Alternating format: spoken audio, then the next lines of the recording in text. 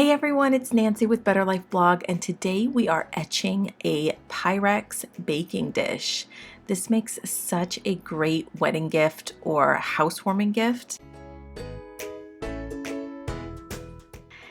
Before we continue, don't forget to subscribe and hit that bell so that you get notifications when I make new videos. And also, don't forget to check out the free files at betterlifeblog.com/welcome. All right, so I have cut out my design in reverse. I've mirrored it and I'm using Orcal 813 stencil vinyl. You could just use any regular adhesive vinyl, and I'm just weeding out the inside. And then I'm going to take some transfer tape, I'm going to apply it and carefully remove the backing, and I am going to make sure that there are no bubbles here.